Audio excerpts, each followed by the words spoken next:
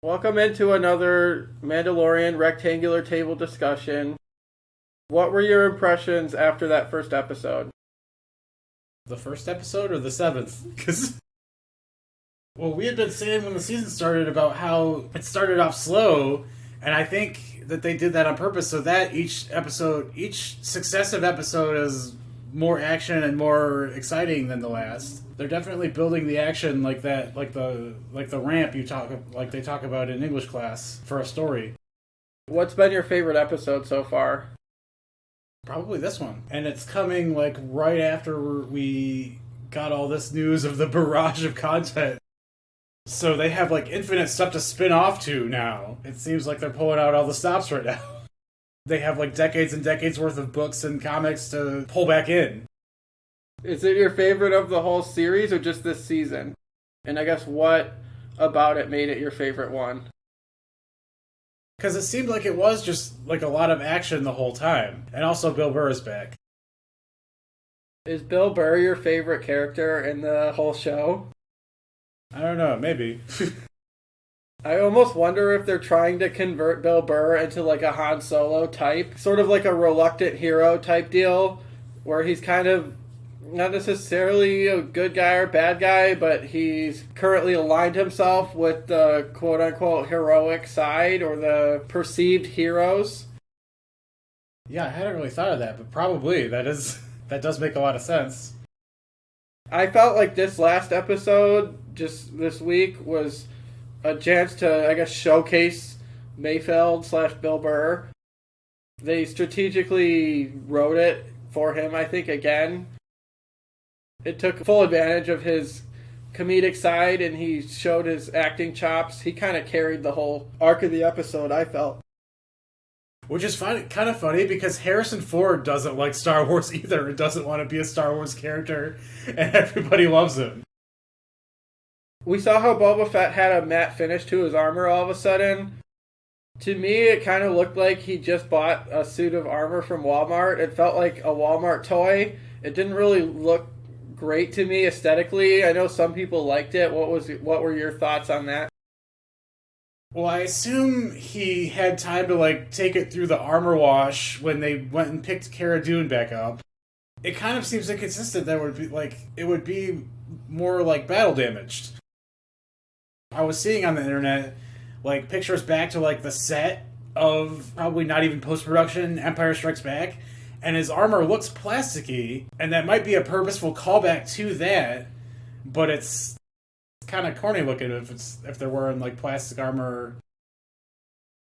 Did you ever see any of the old Star Trek movies from like the 80s where it feels like it's a community theater production and it's kind of that level of special effects? In this last episode, it just didn't look right to me, but some people dug it. Obviously, off screen, he had it cleaned or like refinished somehow. Given how this episode ended, do you have any predictions for how episode 8 or chapter 16 is going to unfold? I'm going to stick to my former prediction where episode 8 is going to have them sick of Grogu on them, and he's going to like pull him back with the stick shift ball. And then the other characters are going to go off and do their other stuff and build up to their own little spin-offs that they're all going to get now, for sure. I'm still staying with my prediction that I think that Boba and Fennec are going to end up being heels. I think this episode was a chance for people to really think that they're both on Mando's side, but I think this is more so to convince the audience. Like I said, I think this is to make them think that they're all on the team, and I think it's going to end up being a last-minute heel turn. Mando's going to be counting on Fennec and Boba for something or other in their daring rescue. Probably halfway through the episode or so, Fennec and Boba will be manipulated or somehow they'll end up flipping. You know what? I think they may be like implanted. They may be like clones of clones of clones that are just like copies that they keep putting the same memories back into the bodies. I think the Empire has taken over Camino and they can just clone whoever they want. And they implant the same chips in them where it's like Giancarlo Esposito is going to be like, commence Order 67. And then that's going to flip them. Do you think that Mayfield or Bill Burr's character is going to be the type of heel type villain, or going to end up being part of what foils Din and Company? I kind of have alluded to a lot in the last couple episodes that I think that Fennec and Boba are going to somehow turn last minute. Do you think that could be Mayfield? They did let him go at the end. Do you think his arc is done, or do you think he'll have some sort of involvement in chapter 16? Or he could be some Lando type person where he does, like, sell them out, but then he feels bad about it and, like, redeems himself eventually and ultimately. Do you think there's any chance we get somebody like Cad Bane in chapter 16 or at some point in The Mandalorian, or do you think it's likelier that he's either dead or in prison somewhere? If Mandalorian is the bounty hunter heavy one, it seems like that would be make the most sense to put him in. But now that they have 10 different shows they can pick from, they can do anything at any time. It really blurs the line of, like, deadlines to, like, oh, will we see this and when will we see this? We're probably going to see most of it eventually. What's the Star Wars content coming out on Disney Plus in the next year or so that you're most looking forward to seeing? I think the Ahsoka show and the Obi-Wan show are going to be the coolest ones. And I really, really hope that they keep, like, proliferating these and have a Dr. Aphra show eventually. The thing that I want to see the most out of any Star Wars is I want more backstory on Revan and Bastila. I want them to do some sort of show with them and, like, HK-47 and possibly, like, Jolie Bindu and some of the old Republic characters that are in that Galaxy of Heroes game. I'm hoping that they somehow canonize those. Not that they're necessarily not canon, but I want to see more than just unsaturated graphics of Knights of the Old Republic. I thought they had confirmed at some point an Old Republic show or series of some sort, hadn't they? There is some type of show, I believe it's called High Republic. So I think it takes place before even the Bastila era. I think it's like hundreds of years in the past of when the prequels start. I think it's like at least 100 years, maybe more, maybe even more like 200-300 years. And so the Jedi Order are going to have fancier looking lightsabers and different cooler looking hilts than just the cylinder ones we see in the prequels or even the original trilogy. I've read up on what some of the characters are going to be featured. There wasn't any trace of any Revan or anybody like that I'm familiar of from the Old Republic era. I'm a little fuzzy on the timelines, but isn't the Old Republic like 1,000 years before, like, the Luke Skywalker stuff and the Yoda stuff? I thought that it was like generations and generations and generations before. The way we think of, like, Socrates is the way Luke Skywalker's generation would think of Darth Revan, or like Jedi Knight Revan. I don't know if Old Republic and High Republic are mutually exclusive. I don't know if they're the same thing. I could even be underestimating. It might be thousands of years before the prequels. I believe it's supposed to be taking place at least hundreds of years in the past. It's a completely different time era than anything we've seen in Star Wars thus far.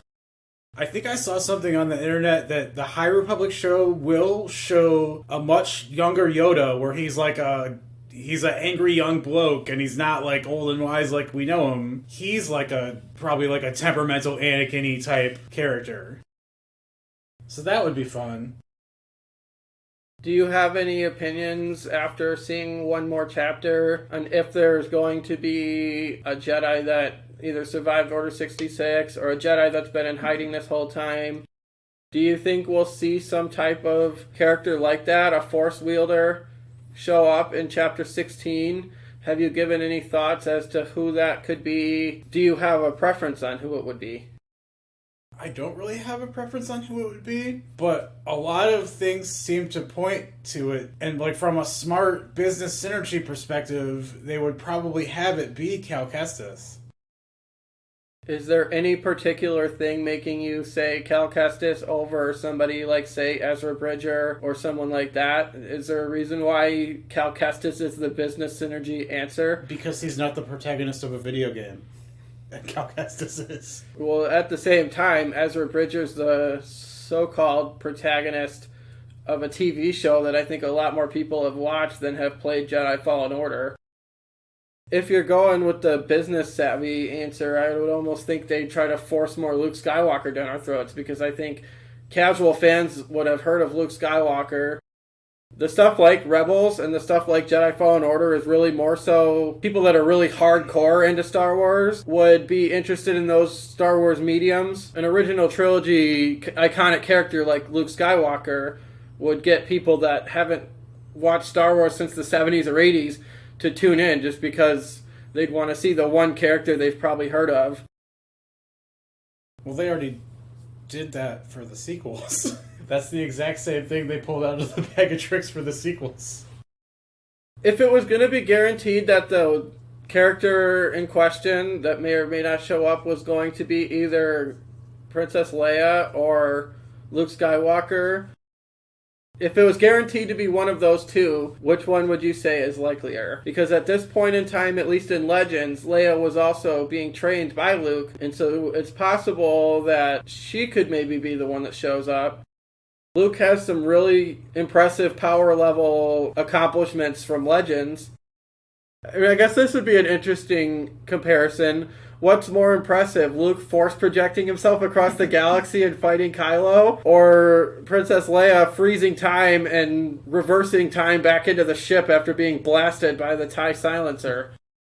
The thing is, you can't really quantify those. Like, they're situational, too. It's like in X-Men, how, like, Cypher is always seen as, like, a lame character, because all he does is speak languages. He can't really, like, kill anybody with that. But, like, Wolverine can't hack a computer.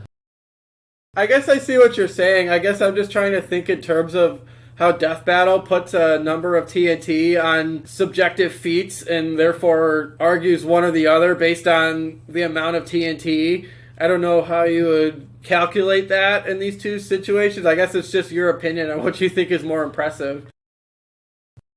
I think it's kind of goofy to put an exact, like, quantitative power level on things like that. Because who's to say that, like, if their situations had been reversed, maybe Luke could be a Mary Poppins that could breathe in space, and maybe Leia can, like, project herself across the galaxy. It's kind of whatever the plot dictates. It also kind of does go to show how much of a mess that the sequel trilogy ended up being. Yeah, they always say that movie is full of plot twists. No, it's just full of screenwriters. Do you have any thoughts on the Moff Gideon arc? Do you think it's going to conclude in Chapter 16, or what direction do you think that's going to be heading? We're probably going to get a little more of him, because he is, like, a charismatic and likable villain, and he's a smart villain, so he's probably going to escape and hatch another plan, and then maybe some bigger fish will come along in the next season. And well, as we know, there is always a bigger fish. Do you think that Ahsoka asking about Grand Admiral Thrawn was a teaser for him showing up at some point? Or do you think that was just her wondering where he is, because that could mean finding Ezra as well? Do you think we'll actually get Thrawn in live action? And do you have any thoughts if we'll get him, when we'll get him? He would probably show up in the Ahsoka show now that we have that. So then, now that there's all these shows, we can have a lot of, like, crossover stuff and, like, build up and have, like, phases of plot like Marvel does. Do you have any thoughts about the Rangers of the New Republic show? Do you think that's going to focus on Trapper Wolf and that Carson guy, or do you think it's going to be something else? I haven't read anything about it, so I don't know much about it other than those are my guesses. I don't know if Dave Filoni would want to play that much of a role in a show, though. He's the character for Trapper Wolf, but if that show was going to focus on those two, I think Dave Filoni much prefers to be behind the camera.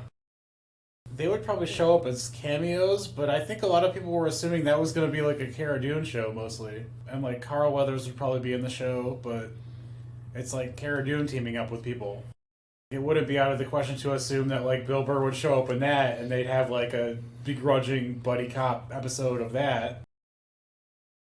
How likely is it, do you think, that Din will cross over to some of these other shows? It sounds like The Mandalorian is the jumping point or like the launch point for these other shows. And I think his timeline is the main timeline that other shows are based on. So I think these other shows are going to pick up wherever Mandalorian ends. I think Ahsoka season 1 comes out around the time when Mandalorian season 3. I think they overlap as far as when they're launching. I could be wrong about that. I think Mandalorian is supposed to be the main timeline, and these other shows are working within that same timeline. So I'm not sure. Do you think Din will show up in other people's shows? Yeah, I think a lot of... I think they want to emphasize that they have a shared universe like Marvel did. Like, back in like the 60s and 70s when there were only like 20 Marvel books, they'd like, oh, we need a magic spell. We got to go over to Greenwich and see what Doctor Strange is doing. Oh, Doctor Strange isn't there. And there's a footnote that like, oh, Doctor Strange is off fighting Dormammu in some other dimension. Pick up Strange Tales 130 to figure out what he's up to. And they can like cross promote that way. Oh, you weren't streaming this show yet? This character showed up and like, look at this character and what he's doing. You can watch this character in their own spinoff, their own series. This has a feel more so, I guess, of like what the Arrowverse kind of was, where you had to watch Arrow, but you also had to watch Flash, and you also had to watch Legends of Tomorrow, and you also had to watch Supergirl, because like you kind of said, some of them showed up in some of the other shows, and there was always one major crossover per season, at least towards the end of Arrow's run. He had several where all of them crossed over with each other. Yeah, that's the exact same concept. The more they can get you hooked on the more of their stuff, and the more they can monopolize your time with their content, streaming services are perfect for this. Like, you don't have to keep up with a schedule, you can just binge it at your leisure. Except you do kind of have to keep with a schedule because it sounds like they're launching them one at a time. I wish it was like Stranger Things or what some of the Netflix stuff where Netflix usually has everything uploaded all at once, and that almost works to the detriment of some people because they binge it an hour after it gets uploaded and then they have nothing to watch for a year. This is a smart ploy to keep everybody subscribing $7 a month toward Disney Plus, because I think with Mandalorian, I think that might be the only thing people cared about on Disney Plus right now. But now that they're launching so much other stuff, they'll have to stay subscribed because there'll be other stuff biding their time while they're waiting for the main thing they care about to come up. People have probably been canceling for most of the year, and then in the 2 or 2.5 months that it takes for all the Mando episodes to come out, then they resubscribe, and it's not that big of a deal. But now there's not only Star Wars stuff, but there's like Marvel stuff that's going to be on the Disney Plus. Yeah, they're each getting like 10 different shows at once. And both of these franchises have like books upon books from which to make into episodes that you can watch all in a row. In closing, what is your official prediction for Chapter 16 as far as how you think it's going to unfold? I'm sticking with the theory that they show up and Grogu is brainwashed and they're going to have to fight him for a little bit, and then they turn him back with the stick shift ball, and then they regroup and are like, oh, now we got to go stop Moff Gideon, but he's already like escaped. I like it. Thanks everybody very much for tuning into this episode. We'll have one more of these when Chapter 16 comes out next week. We'll probably keep doing stuff like this when some of the Marvel shows drop, and we'll probably do podcasts for the Star Wars shows as they drop. Catch you in the next one.